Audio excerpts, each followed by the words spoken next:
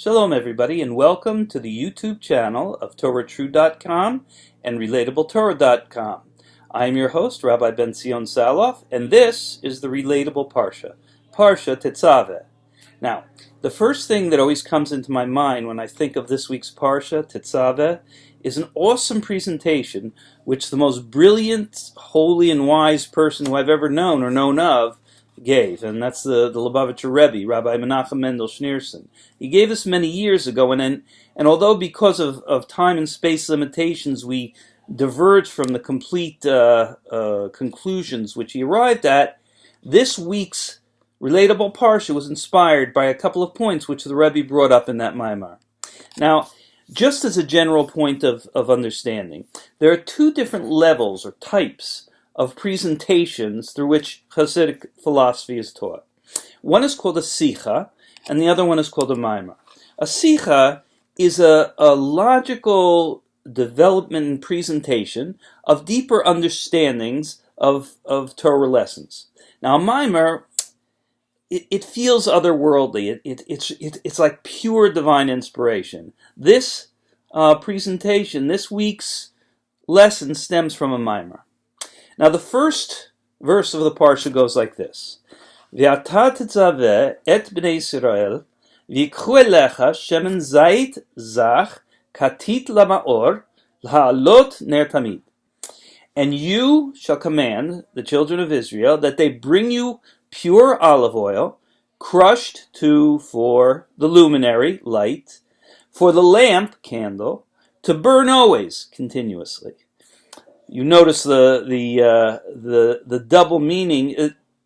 You'll see as we go along. I'll mention why I did that. Why I gave you different understandings of the words.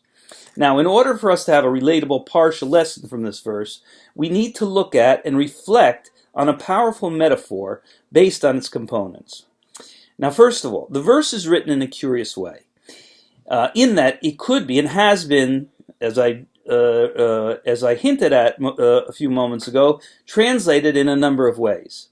So in our translation of the verse, we find that the children of Israel are being commanded by God through Moses, to bring pure olive oil, which is produced from olives which have been crushed, to the luminary, for the candle, lamp, to burn always, continuously. Now, the primary elements of the metaphor are as follows. Number one is olives. What is that? Metaphorically, that's our physical selves and the challenges and life situations with which we're faced in our lives. Now, number two is crushed, which is metaphorically the stress and pain we experience as we go through these challenges, as we face these challenges. Now, luminary is metaphorically the source of light, the divine. Number four, the candle, lamp, it's a metaphor for our souls. As it's stated in Mishlei, Ner Hashem Nishmat Adam. The candle of Hashem, the candle of God, is the soul of man. Number four, the olive oil is metaphorically the great power of faith in, trust in, and connection to God, and the divine flow to us which that causes.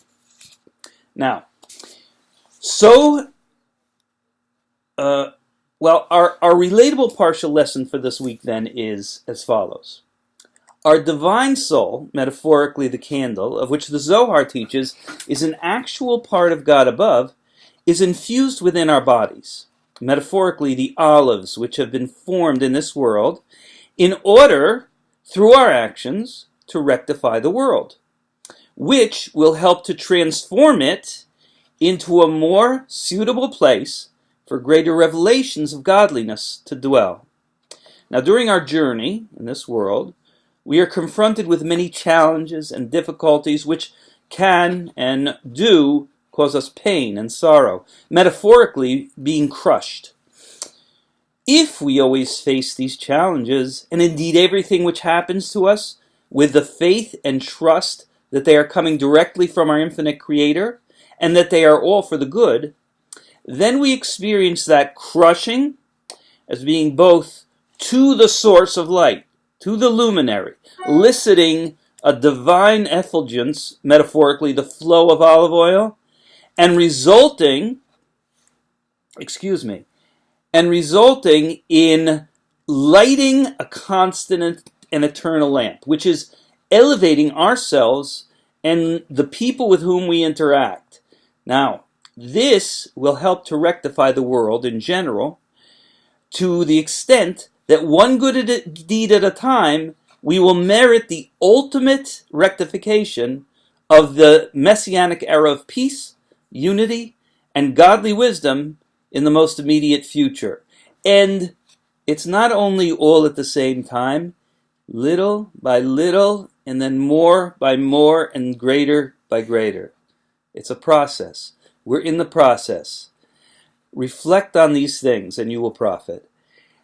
Have a wonderful Shabbos. God bless you. All the very best.